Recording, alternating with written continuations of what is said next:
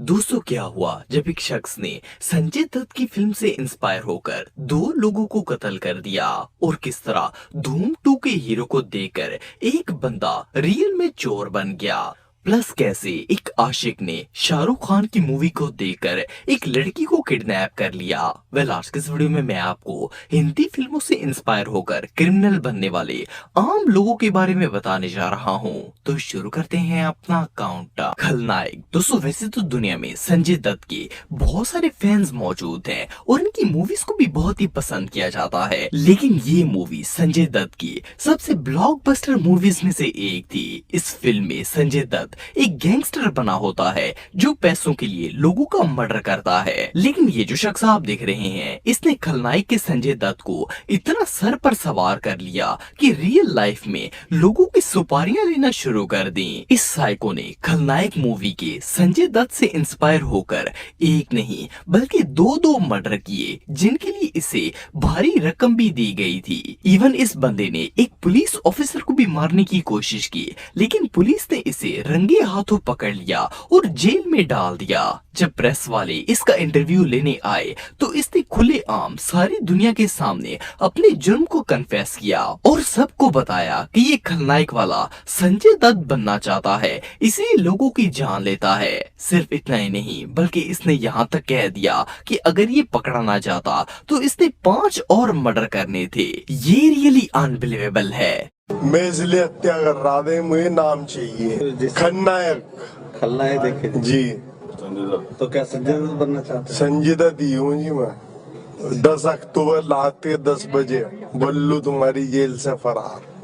डर। दोस्तों सन 1993 में रिलीज होने वाली ये मूवी शाहरुख खान की सबसे सुपरहिट मूवीज में से एक थी। इस फिल्म में शाहरुख खान एक विलन का रोल प्ले करता है। असल में हीरो किरण नाम की एक लड़की से प्यार करता होता है, लेकिन वो लड़की किसी और से शादी कर लेती है। सो हीरो फिल्म की हीरोइन को किडनैप कर लेता है और इसे जबरदस्ती करता है। वैसे ये फिल्म सिर्फ इंटरटेनमेंट के लिए बनाई गई थी, लेकिन ये जो लड़का आप दिख रहे हैं, इससे शाहरुख खान के कैरेक्टर को कुछ ज्यादा ही दिल पर ले लिया। इसका नाम देवेंद्र कुमार है और ये दिल्ली में रहता था।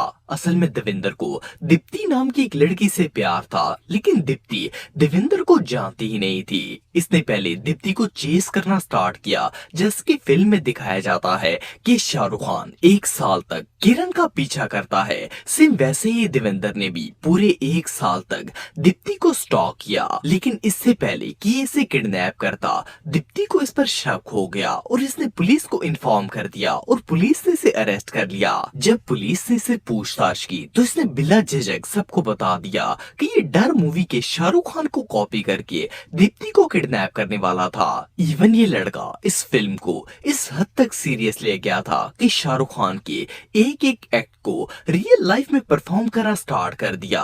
अब इससे बड़ी हमाकत और भला क्या हो सकती है। तो ये शाहरुख खान की जो फिल्म है डर, ये इसने एक्सेप्ट किया है। वो इसको अपने आसपास पाता था, उस करेक्टर को अपने आसपास, कि मैं इसी टाइप की कुछ जिंदगी जी रहा हूँ और मैं इसको कर ले जाऊंगा।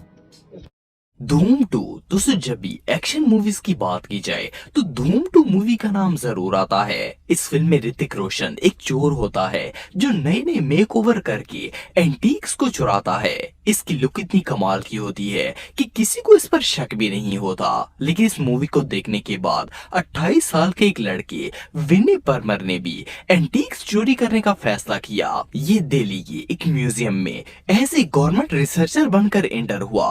फिर इसने कई हफ्तों तक डेली वहां जाना स्टार्ट कर दिया ताकि म्यूजियम के स्टाफ को यकीन हो जाए कि ये वाकई में गवर्नमेंट का बंदा है। जब सारे एम्प्लॉइज को इस पर यकीन हो गया तो एक दिन इसने म्यूजियम के सिक्योरिटी कैमरे को हैक कर लिया और जब सारा स्टाफ चला गया तो इसने वहां से 250 साल पुरानी एंटीक शॉल चोरी कर ली। सिर्फ इतना ही नहीं बल्कि इस शॉल को सेल करके सेम ऋतिक रोशन की तरह फॉरेन भी जाने वाला था, लेकिन इसे एयरपोर्ट पर ही पकड़ लिया गया। इन्वेस्टिगेशन करने पर इसने सबको बताया कि इसे धूम 2 मूवी का ऋतिक रोशन बहुत ही पसंद था और ये वही हीरो बनने की कोशिश कर रहा था। जिस तरह धूम 2 मूवी में ऋतिक रोशन भेस बदलकर एंटीक्स को चुराता है, ये भी वैसे ही करने की कोशिश कर रहा था, लेकिन पकड़ा गया। ये सच में हमाकत है।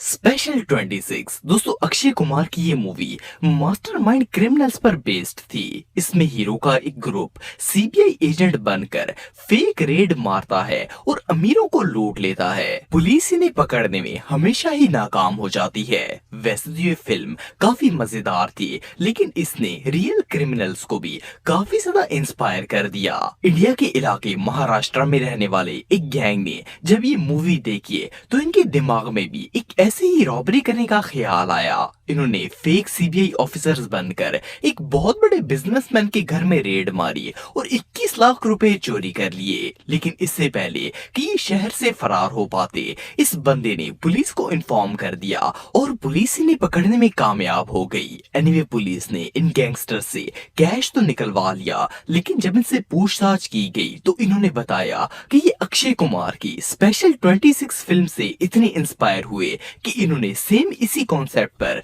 चोरी करने का प्लान बनाया था। लेकिन बहरहाल इनका प्लान बुरी तरह फेल हो गया और ये लोग पकड़े गए। इनकम टैक्स के अधिकारी, सरकारी अधिकारी बताते हुए दरवाजा खोलने को बताया। उन्होंने बोला कि उनको ये जानकारी थी कि कुछ अवैध रूप का संपत्ति उनके पास है, काला पैसा उनके पास है, और अगर वो जानकारी नहीं देंगे तो उनके ऊपर कार्रवाई की जाएगी, अरेस्ट की जाएगा। ऐसा उन्होंने उनका जमा किया। उसके बाद लगभग जो फैमिली के 4 मोबाइल से, सारे हाई एंड मोबाइल, लगभग 1.25 लाख के मोबाइल से, वो भी उन्होंने लिए।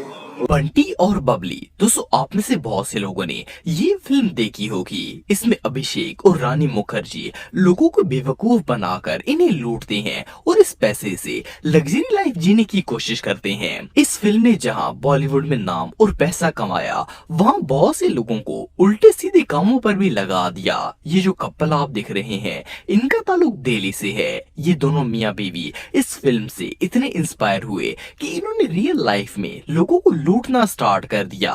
लेकिन 2014 में जब ये पकड़े गए और इनसे पूछताछ की गई तो इन्होंने पुलिस को बताया कि इन्हें ये आइडिया बंटी और बबली फिल्म से देखकर मिला है। और इनका कहना था कि जब इन्होंने ये फिल्म देखी तो इन्हें रियलाइज हुआ कि फैमिली पर कोई शक नहीं करता, इसलिए वो आसानी से लोगों को लूट लेते हैं। इवन पुलिस चेक पोस्ट पर भी ये दोनों अपने आप को हस्बैंड वाइफ बताकर आसानी से निकल जाते थे।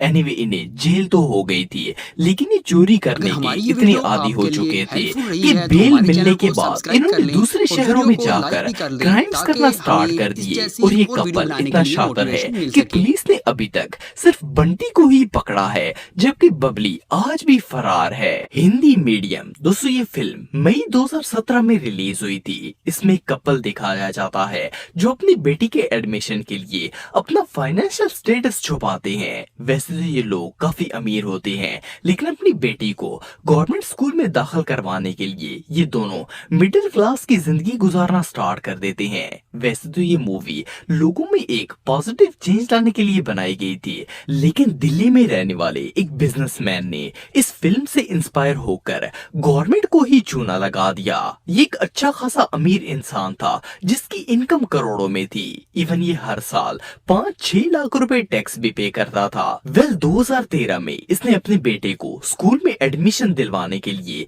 एक EVS फॉर्म भरा, जिसमें इसने फेक आईडी लगाकर अपना एड्रेस वहां के स्कीम हाउस में बताया और इसने बताया कि ये साल के 67,000 रुपए कमाता है।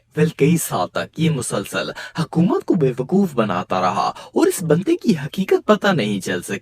लेकिन अनफॉर्चुनेटली जब इसने अपने दूसरे बच्चे के भी एडमिशन के लिए यहीं पर जाने की कोशिश की तो अथॉरिटीज को इसकी सारी साइकी समझ में आ गई और इन्होंने इसे रंगे हाथों पकड़ लिया। जब इन्वेस्टिगेशन की गई तो इसने पुलिस वालों को बताया कि ये हिंदी मीडियम मूवी से इतना इंस्पायर हुआ कि इसे आइडिया आया कि क्यों ना यही तरीका इस्तेमाल करके अपने आप को गरीब दिखाया जाए और टैक्स से बचा जाए। एनीवे जो भी हो, इससे साबित होता है कि बॉलीवुड की मूवी लोगों पर रियल लाइफ में कितना ज्यादा असरअंदाज होती है।